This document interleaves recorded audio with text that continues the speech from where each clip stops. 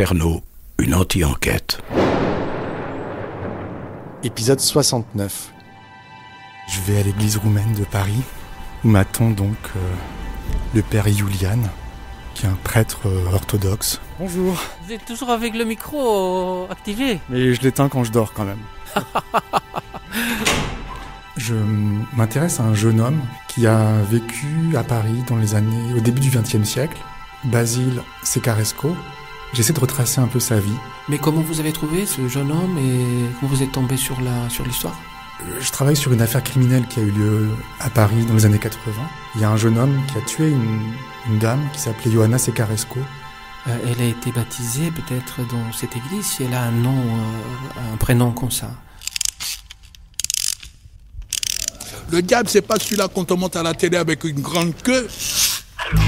Ich heiße Thorsten Bolleck. Le 5 novembre 1984, 14h20, a été découverte décédée en son domicile, 60 boulevard de Clichy.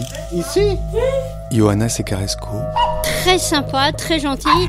Elle avait un vieux manteau en poil de chameau. Il faut s'entourer de choses douces. Ils l'ont massacrée.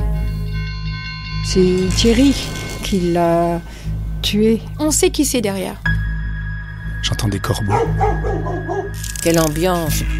Jean-Thierry Mathurin. Thierry Paulin. J'ai horreur des hommes. Paulin se jetait sur la victime. Personnellement, moi, il m'a rien fait. La porte était entrouverte. C'était Mélanie Laurent. Elle a été tuée? Qui habitait cet appartement. Et France Gall. Mais pourquoi tu mets ça dans les génériques? Je sais pas si elle a vu ma chatte. Mademoiselle Secaresco. Ioana Secaresco. Non, je l'ai pas vue. On a ce devoir de mémoire vis-à-vis des victimes qui sont si importantes.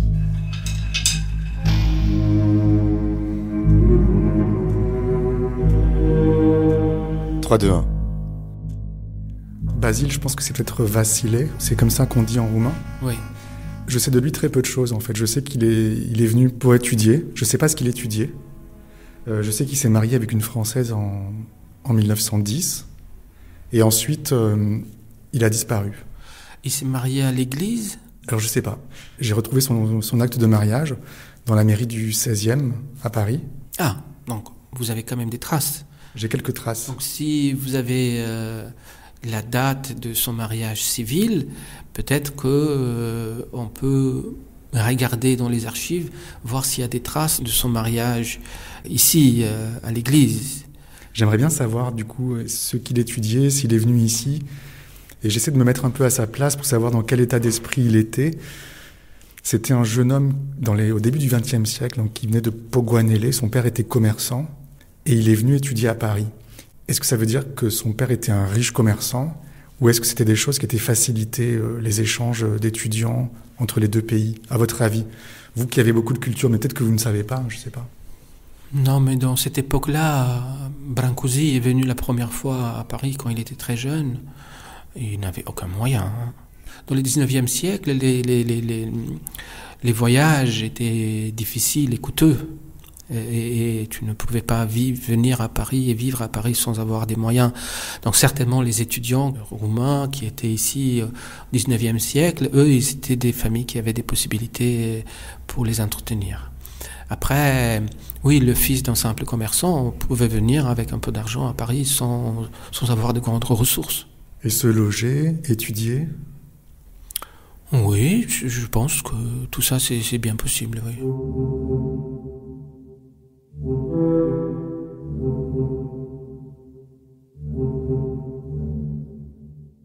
Vous avez trouvé quel âge il avait quand il est arrivé en France?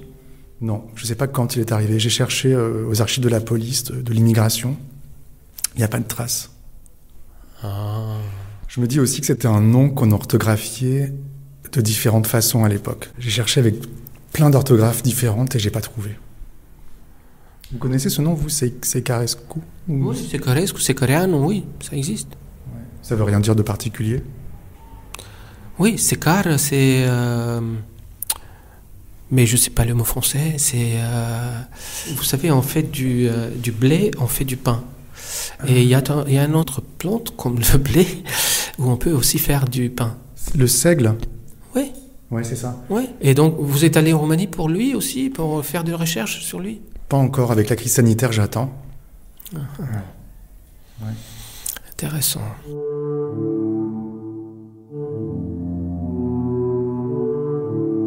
Alors, ils se sont mariés en 1910 et je ne sais pas pourquoi ils sont partis à Gand, en Belgique.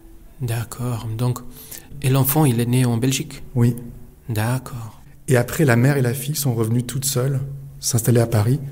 Et le père était probablement mort. Je ne sais pas où il est passé. Voilà, je me demande ce qui s'est passé. Et ils sont revenus à Paris, et juste la maman française et l'enfant? Oui, alors la maman est revenue, j'imagine, roumaine. Parce que quand on se mariait à l'époque, quand une Française se mariait, d'après ce que j'ai pu comprendre, elle perdait sa nationalité, elle obtenait la nationalité de son mari. Non, je crois pas. Si. Oh, je crois pas à ça. Et donc, on ne sait pas, lui, il est disparu des radars, il est resté en Belgique, ou il est mort en Belgique, et sa femme et sa fille sont retournées à Paris. Quel âge avait la fille? La fille est née en 1913, la mère et la fille sont retournées en France en 1914, en juillet, avant la guerre. Et lui a écrit rayé de la population de Gand en 1920 par décret ou par je sais pas quoi. Donc soit il est mort, soit il est parti. Pourquoi ils sont pas repartis ensemble? En fait, ce qui m'a interrogé, c'est que j'ai vu la tombe de la mère et la fille, et le père n'est pas dedans. Donc ils n'ont pas été enterrés ensemble, et je me dis, je sais pas comment il s'est volatilisé en fait. Bonne question. En fait, il y a quelque chose qui m'émeut beaucoup, qui me touche, parce que je me dis que ce jeune homme qui devait arriver en France, commencer des études, qui devait être plein d'espoir et en l'avenir, qui s'est marié, qui a eu un bébé, et j'ai l'impression que rien ne s'est passé comme prévu après, qu'ils ont été précipités un peu dans le malheur. Oui et non, c'est-à-dire on sait trop peu pour dire ça. Hein. Ouais. Pourquoi voir cette partie noire de l'ombre sans même savoir ce qui s'est passé? On va peut-être monter un peu dans les... Ouais, on prend un escalier où il y a un tapis rouge. On va où? On va aux archives. D'accord.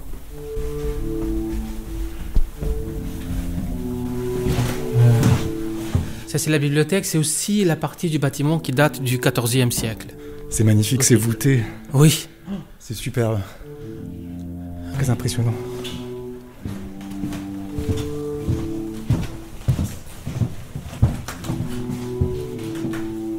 Le dernier étage. Donc.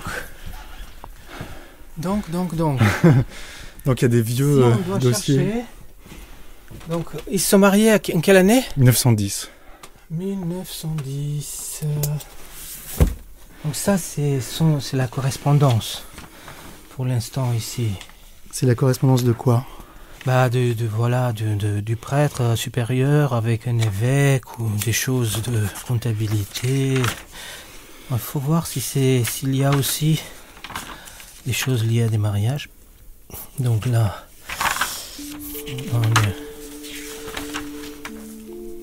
c'est difficile à lire. Oui, même pour moi. Là, on est en 1909. Oui.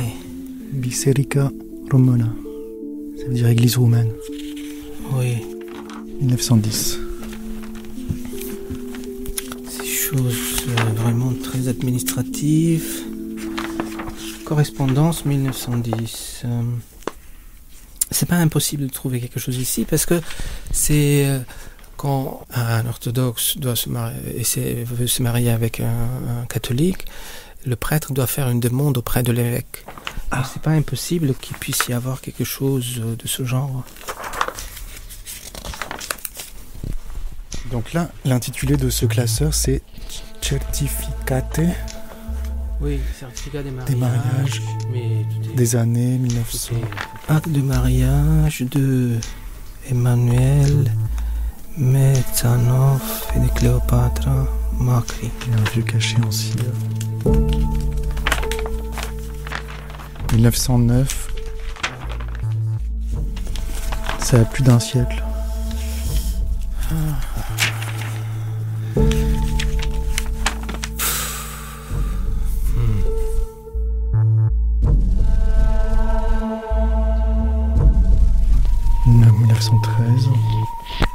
Non, là on est trop loin, je pense. Bon, on est bien loin là. Ouais. On est en 1920. Donc comment ça se fait qu'il n'y ait rien? C'est qu'il ne s'est pas marié à l'église. Et donc la femme dont vous investiguez le meurtre, elle n'a jamais été mariée? Non. Qu'est-ce que ça vous inspire? C'est un peu étrange, quoi. Pourquoi? Surtout à l'époque. J'imagine que c'était pas comme aujourd'hui. À l'époque, quand même, les gens se mariaient. Aujourd'hui, ça étonne personne, mais j'imagine qu'à l'époque... Ouais. Moi, j'ai l'impression que le père est mort et qu'elle s'est occupée de sa mère toute sa vie. C'est possible aussi. Sa mère étant veuve. Ah oui, parce qu'on part de cette supposition qu'elle était veuve. Bon, donc, ayant trouvé ce dossier-là, et n'ayant pas trouvé aucune trace de leur mariage, à mon avis, on peut quand même assumer comme quoi ils ne se sont pas mariés à l'église romaine de Paris. Sinon, il y aurait des traces. Sinon, il y aurait des traces dans ce dossier. Donc c'est un mystère, ce jeune homme. Pour l'instant, c'est-à-dire que déjà, effectivement, nous avons peu d'informations finalement. Effectivement, il faut, si vous ne pouvez pas aller en Roumanie, il faut trouver quelqu'un qui puisse faire une petite investigation là, sur place. À Pogoanele. Il filait ses victimes jusque chez elle. Bon, on va descendre. Oui.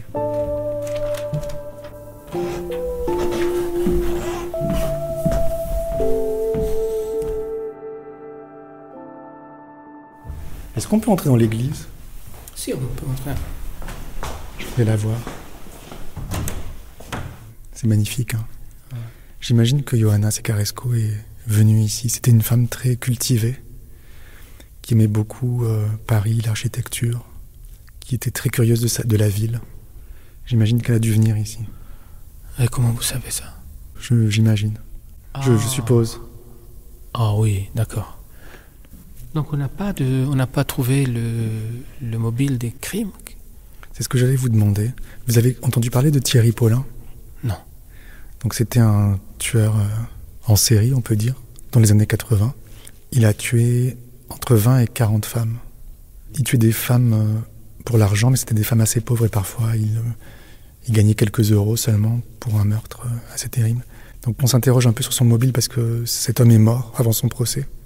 Donc Johanna Secaresco Pourquoi il est mort avant le procès? Du sida.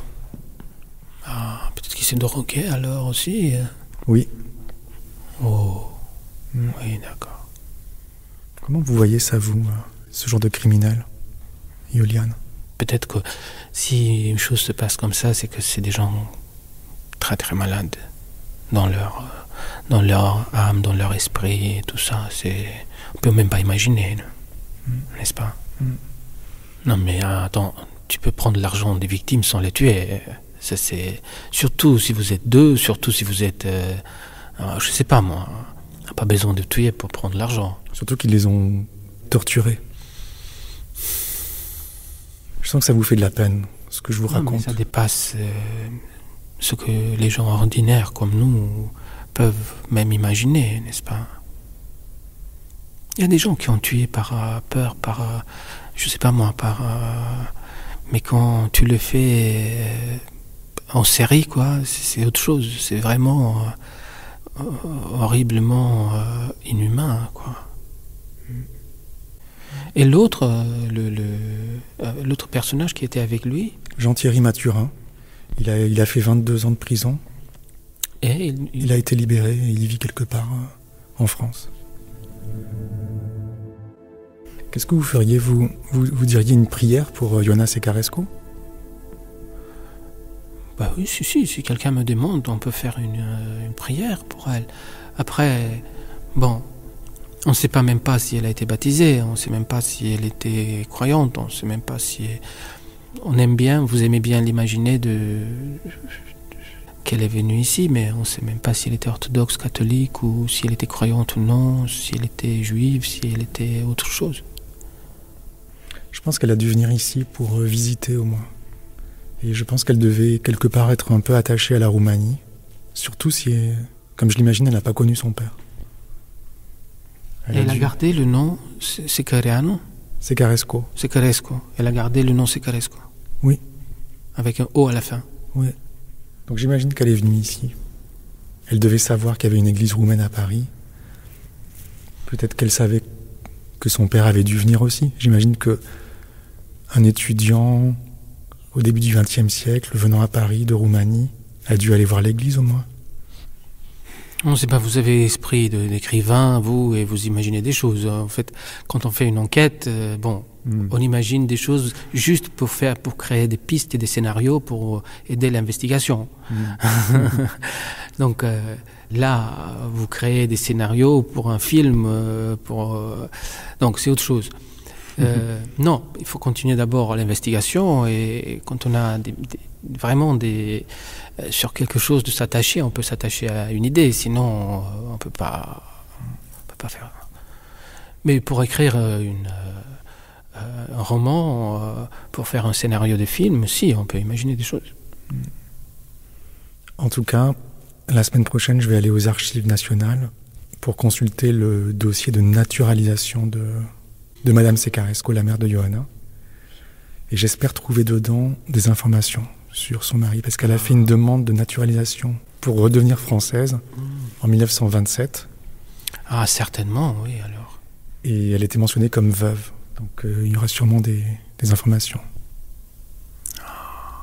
Certainement, oui. Je vous dirai. Ok. Je repasserai vous voir, si ça vous intéresse. C'est-à-dire que l'histoire, elle est assez glauque, quand même. Bon, si on oublie la partie glauque, on peut faire une histoire intéressante. Mais si je peux vous aider encore avec des choses, ou avec des relations en Roumanie, ou je sais pas quoi, ouais. Désolé de n'avoir rien... Bon, c'est-à-dire, je peux pas être désolé, on a cherché, on n'a rien trouvé. Mais... Non, mais c'était déjà bien. C'était déjà bien pour moi. Donc, je vous ai accaparé tout l'après-midi. Non. Vous penserez à Johanna Secaresco? Oui, maintenant que vous me le dites, oui. La chose était horrible, mais je pensais à elle, faire une prière pour elle. Merci, Julian. La revedere. Bon, j'ai rien trouvé. J'espère en savoir plus aux Archives nationales.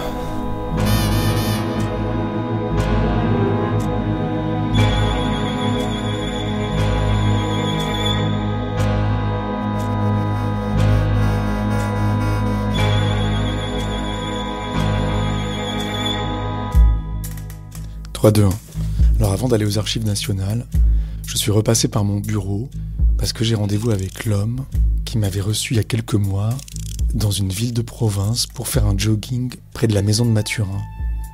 Je pense que vous vous en souvenez. Et il veut me parler, donc on a un rendez-vous en visioconférence. Tu m'entends ? Oui, le son est bon de ton côté ? Très bon. Comment vas-tu depuis notre jogging ? Écoute, ça va bien. Je continue à faire mes joggings, comme d'habitude. Tous les dimanches ? Tous les dimanches, ça dépend des fois le samedi. J'y suis allé samedi la semaine dernière, j'y suis allé hier. Et ce qui est marrant, c'est que ma femme va marcher là-bas maintenant. Et en fait, il lui parle. Il a commencé à lui parler il y a plus d'une semaine. Mathurin ? Ouais. Elle revenait en fait de la côte. Et il a commencé à lui dire elle est dure la côte, hein.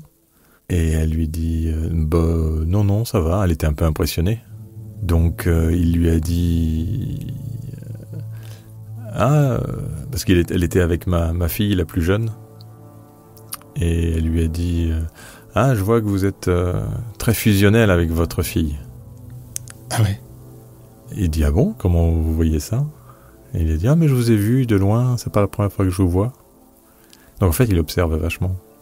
Et donc moi je suis passé la semaine dernière, je l'ai vu aussi, il est régulièrement, parce qu'il fait assez beau là, donc il est régulièrement dehors. Et donc je l'ai salué la semaine dernière. Et à toi il te répond pas? La semaine dernière il m'a répondu, et puis hier c'est lui carrément qui m'a parlé. Ah, il t'a parlé? J'étais en train de courir, j'avais des AirPods, tu sais, dans les oreilles. Et puis, il était là dehors, et je vois qu'il me parle Donc j'enlève un earpod et je lui dis pardon. Il me dit, vous faites partie des 150 personnes qui passent que mes chiens aiment bien. D'accord. Je lui dis, bon, pourquoi ça? Il me dit, parce qu'ils aboient pas.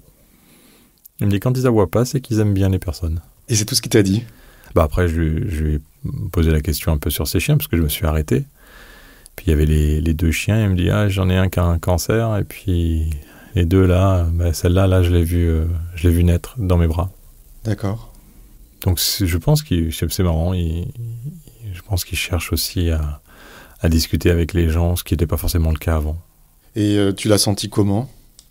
Moi, très, très, très cordial.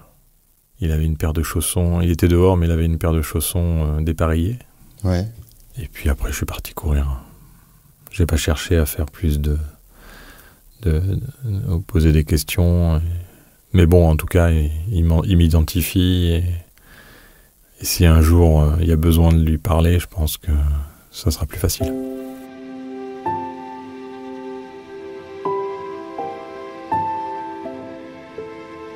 Comment tu t'es senti quand il t'a parlé? T'es toujours un peu indifférent, toi?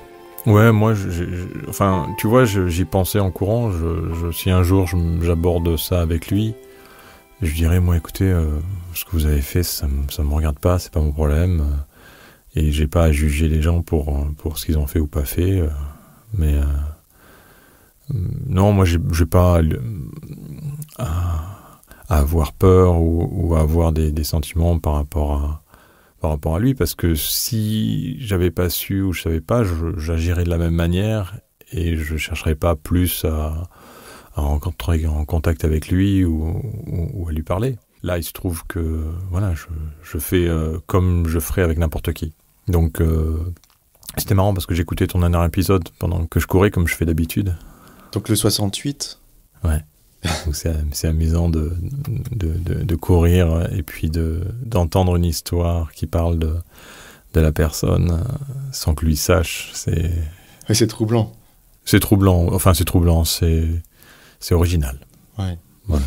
Et ta femme, comment elle s'est sentie quand elle lui parlait? Au début, elle m'a dit qu'elle avait un peu peur. Ouais. Mais c'est pareil, quoi. Elle a pas, voilà, elle lui a parlé comme elle parlerait à n'importe qui. Ce qui est logique. Moi, comme je t'ai dit, je suis, j'ai aucun problème à aller le voir et à lui dire, écoutez, voilà, il se trouve que j'ai appris par un hasard, ce qui est totalement vrai, qui vous étiez, et j'ai entendu dire qu'il y avait quelqu'un qui faisait un podcast que j'ai écouté aussi sur cette histoire. Et si jamais un jour vous avez envie d'en parler, vous me le dites et je peux vous mettre en relation, mais il n'y a aucune volonté de vous mettre mal ou en porte-à-faux ou quoi que ce soit. Mais voilà, ça peut être une possibilité de rentrer en contact avec lui sans passer par d'autres biais, parce que moi je peux très bien aller le voir sans qu'il y ait d'arrière-pensée ou sans imaginer que c'est pour ton histoire. Simplement de savoir que toi, tu m'as dit que tu aimerais bien lui parler. Et moi, je dis à quelqu'un que je vois régulièrement que quelqu'un veut lui parler. Il n'y a rien de plus que ça. Ouais, tu ferais entremetteur, quoi. Bah oui, c'est ça. Après, comment il réagira, comment ça, moi, je peux pas le dire. En tout cas, ce qui est certain, c'est que il semble que ce soit quelqu'un qui a un âge certain, qui a peut-être envie d'en parler ou complètement d'oublier. Je peux pas te dire comment il réagira, mais je pense que pour moi, c'est assez simple de le faire, et notamment parce que voilà, il s'adresse à moi et je peux très bien lui dire, écoutez, voilà, moi ça me regarde pas, c'est pas mon histoire. Je sais que vous appelez Jean-Thierry Mathurin et qu'il y a eu des choses qui sont passées, mais je vais pas vous juger ou dire quoi que ce soit, mais il y a une personne qui aimerait bien vous parler, sans plus. T'aurais le cran de lui demander ça? Ouais, bien sûr. Et t'as pas peur qu'il réagisse mal, qu'il se mette en colère? Ouais, peut-être. Mais après, je lui dirais très simplement, je lui dirais, écoutez, non, mais je comprends, on oublie, et puis je continue à courir, et puis c'est tout. Donc en fait, toi, tu voudrais, un jour, quand tu cours, l'aborder et lui parler de mon podcast et lui dire que je veux lui parler, quoi. C'est ça, si je résume. Bah, quand toi, tu te sens prêt. Parce que moi, si tu veux, je peux le faire à n'importe quel moment, ça me pose pas de problème. Mais il faut que toi, tu sois aussi prêt à soit à l'appeler, soit à caler un rendez-vous avec lui, soit à apprendre que il veut pas parler, mais peut-être qu'il changera d'avis. C'est-à-dire que moi, je peux lui dire aussi, écoutez, il n'y a aucune obligation. Si c'est dans un an, c'est dans un an, mais sachez que d'abord, c'est pas quelqu'un qui est là c'est pas un journaliste qui est là pour faire sensation. C'est vraiment une histoire qui travaille depuis 1 an et demi, et donc c'est pour avoir la possibilité de vous parler, sans plus. Donc, après, sans pression, quoi. Écoute, je vais réfléchir à ta proposition. Peut-être qu'il me faut un peu de temps, parce que j'imaginais pas du tout que ça pourrait se passer comme ça. Moi, j'ai toujours pensé que peut-être un jour, il me contacterait spontanément. Bon, s'il connaît mon podcast. Je suis pas sûr qu'il soit vraiment très connecté. Tu vois, je suis passé 2 fois, donc il a une chaîne qui met dehors pour écouter la musique. Je pense qu'une fois je suis passé, il y avait une musique, c'était Renaud. Tu sais, c'est pas l'homme qui prend la mer. Ouais. Et je pense que c'est les musiques qui s'enchaînent. Mmh. D'accord. Donc je suis pas sûr qu'il soit vraiment très connecté, et son téléphone c'est un vieux téléphone genre Nokia, tu vois, qui a pas d'écran tactile. Donc il y a pas d'appli de podcast, quoi. Non. En tout cas, ce qui va sûrement se passer, c'est que avant que je te donne ma réponse, tu vas sans doute être amené à lui reparler. Je pense j'ai l'impression qu'il a envie, ou peut-être qu'il le fait avec tout le monde, hein. Je sais pas, en tout cas moi quand je passais avant, il le faisait pas. Ouais. Donc là c'est peut-être que les beaux jours arrivent et il a peut-être besoin de parler à des gens, ce que je comprends tout à fait. Où il va bien, et puis... Oui, voilà. Ouais. Ok. Je vais prendre le temps de réfléchir, je vais aussi en discuter avec mes auditeurs. Ouais, bien sûr. Lui, il peut avoir peur aussi. Ouais, c'est ça, c'est un peu ce côté où il peut se dire, ça y est, ça se réveille et ça va à nouveau m'enquiquiner jusqu'à la fin de ma vie. Ouais. Ou il peut être content aussi. Moi, ça dépend. Je pense que ça dépend comment tu présentes la chose et ce que tu en fais après. C'est-à-dire quel genre de questions tu vas lui poser. Parce que je suppose que ton objectif, c'est pas de savoir s'il l'a fait et s'il l'a pas fait. Non, ce que j'aimerais, c'est qu'il me raconte sa vie avant les meurtres, déjà. Ouais. Et après, on verra. N'hésite pas. Tu me dis quand tu te sens prêt et quel genre de choses tu veux faire. Est-ce que tu veux le faire à distance? Est-ce que tu veux le rencontrer? Et puis moi, après, je verrai comment, naturellement, je lui présente la chose. Parce qu'il faut que ça se fasse naturellement, sinon... Oui. Ouais. Et puis, il faut pas se prendre la tête, faut pas trop réfléchir. Oui, puis s'il veut pas, c'est pas grave non plus, quoi. Non, mais après, s'il veut pas... Enfin, l'idée, c'est de lui dire, écoutez, moi, pas de problème. Si un jour, vous avez envie, ou que vous pensez que c'est judicieux parce que vous avez envie de parler de votre vie avant, ça peut être maintenant, dans 6 mois, dans 1 an, voilà. Ouais. Bon, écoute, on se tient au courant, alors je réfléchis bien. Ouais, ok. Sois prudent hein, dans tes joggings. Oui, je pense que là, honnêtement... Tu risques rien. Non. Bon, merci beaucoup. Je t'en prie. Bonne journée à toi, bonne semaine. Ouais, bonne semaine. À bientôt. À bientôt, ciao. Ciao. Bon, je sais pas ce que vous en pensez. Moi, je crois que j'ai plutôt envie de le laisser tranquille, avec tous ses secrets. En même temps, c'est difficile de résister à la tentation. Toutes ces réponses qui sont à portée de main. D'ailleurs, à ce propos, je vous ai pas encore parlé d'un livre que j'adore, et qui est très éclairant sur ce point. Son titre, c'est « La petite femelle » de Philippe Janada, qui habite à 50 mètres de chez moi d'ailleurs.